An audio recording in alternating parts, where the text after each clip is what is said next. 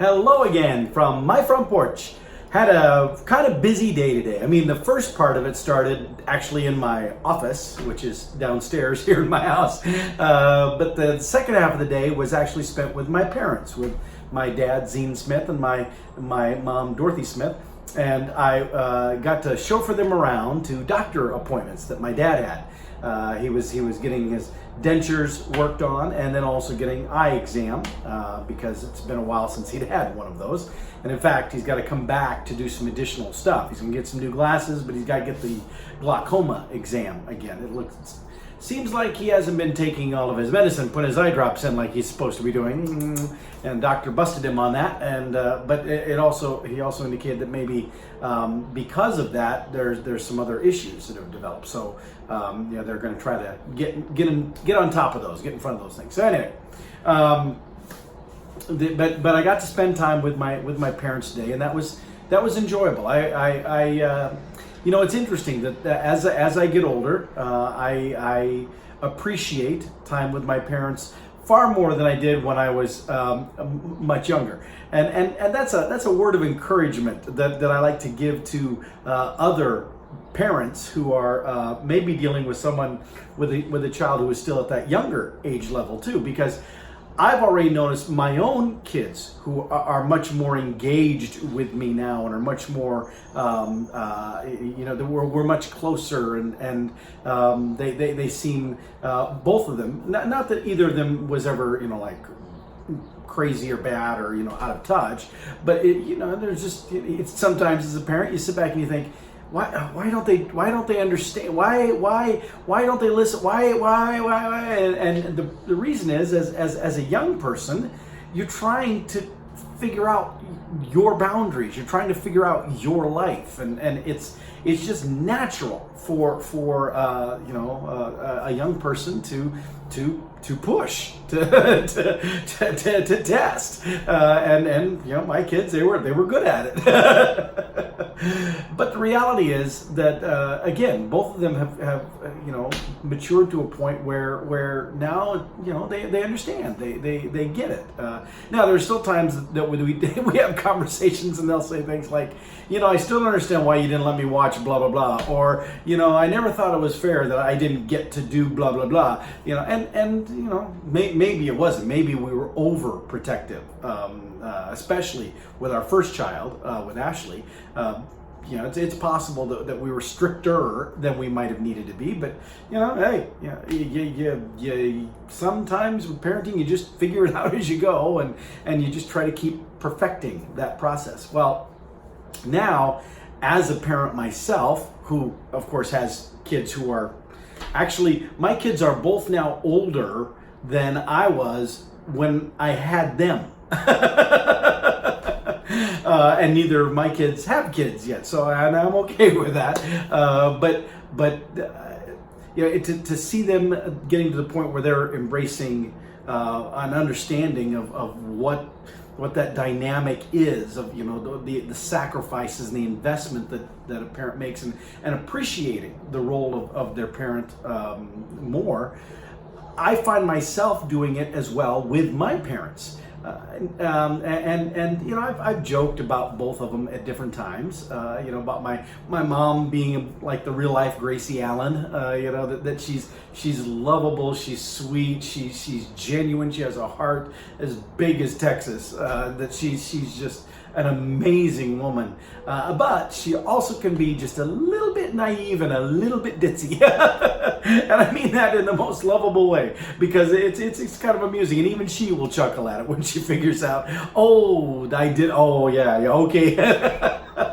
But it's part of what's charming about her. It's part of her endearing qualities, that here she is in her 70s, and there's a part of her that's still very childlike, that's still very innocent, that's very, very in awe of the world around, and that's I think it's kind of cool. Then there's my dad, who I've started to call him our lovable curmudgeon. And if you don't know what that word means, look it up and you'll understand.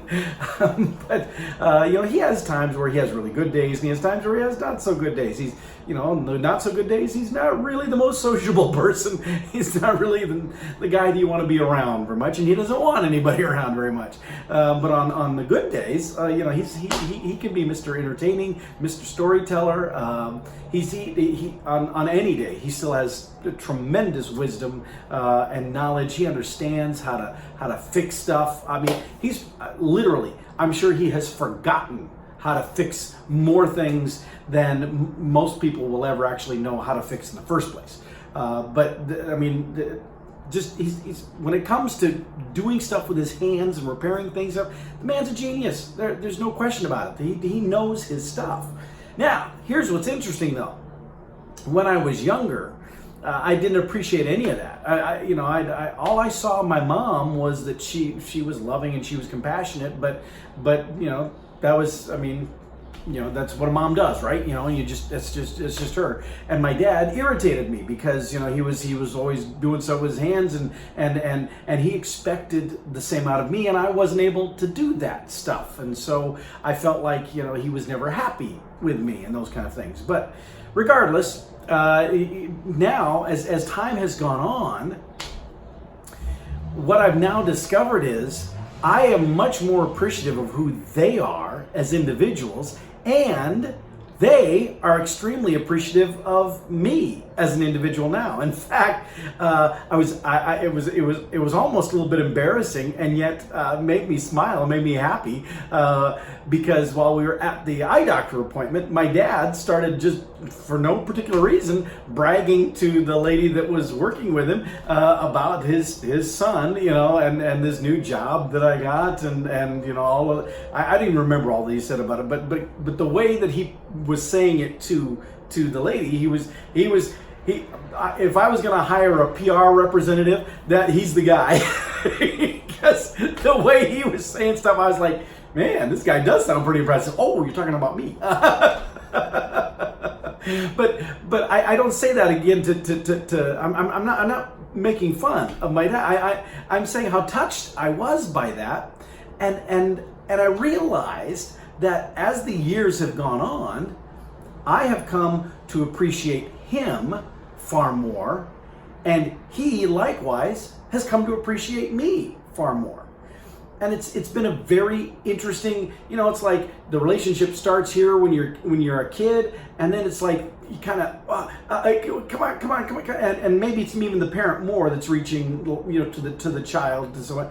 But then over time there might be some gap, there might be some distances, but then over time those begin to come back together, and they begin to lock together, and then you're in I think a much tighter bond than anything there was when you were an infant, when you were small, because then you didn't understand. It wasn't a choice. Now it's a choice.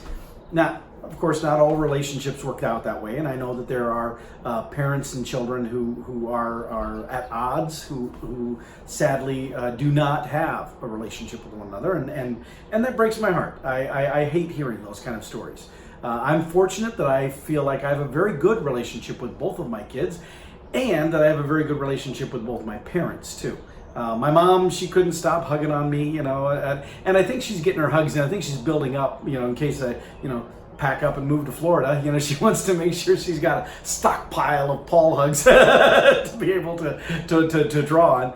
But still, I just, whatever we were talking about, my dad was recounting some stories from when he lived in Des Moines back in the 50s, when he left the farm and moved to Des Moines, worked at Yonkers at Merle Hay Mall, and lived with some buddies here about, days before there was the Interstate 235 through the middle of Des Moines, and how neighborhoods have changed and all this kind of stuff. And so he was recounting some of those stories. While he was in his appointments, I was pulling up my Ancestry.com app on my phone, and my mom and I together were reading through stuff and confirming details on things, and that was fun, and that was interesting, and it's really, I think it's really, I'm not even sure the word that I'm looking for. Interesting just doesn't seem to cut it, but it is interesting, inspiring almost, to now see how that dynamic has changed, and to see how wonderful that becomes as I now appreciate the role that they play in my life. I'm able to convey to them how appreciative I am of them in my life. And I'll tell you what, every time we see each other, now my mom eats it up. My dad, he's still a little, he's not a real emotional guy, and that's okay. I mean, outwardly. Inwardly, he's very emotional, but outwardly, he's still not. But I make sure that every time I see them, when we're saying goodbye, I always make sure to tell them I love you. And I don't see it. There's nothing shameful about it. There's nothing unmanly because I want my parents to know that I love them. Likewise, when I see my kids, anytime I see them, whenever we're parting, I always say, I love you. And you know what? They say it to me too. And it's not just routine, it's not just habit. You can tell it's a genuineness. Now, did they always say that? No, that's my point. If you're a parent and you're in the situation where you're just like, I'm not sure my kid's ever going to get it. I get so frustrated. Why don't they understand what I'm trying to do for them? Because they're not at a stage where they're going to. That's not where their head is right now. But one day they will. They will get it. And even more than that, one day you will get them. Again, there may be times where that both ways is not happening, but there will be times when it comes together and it fits very, very well. Now, again, I know there are some situations where that's not the case, and my heart breaks for that. There is no magic wand to wave and make those things all better. But you just keep loving on whether it's your child or your parent. You just keep loving on them and letting them know how precious they are to you, and hopefully they will get to a point where they now do recognize, where they're maybe way out here from you, but one day they start to recognize, oh, maybe there is something there. Just don't give up on them. It'll happen. Anyway, that's my big epiphany today from spending time with my parents again, and I hope it encourages somebody else too. If not, you got to listen to me ramble for 12 minutes. With that, I'll see y'all next time from my front porch.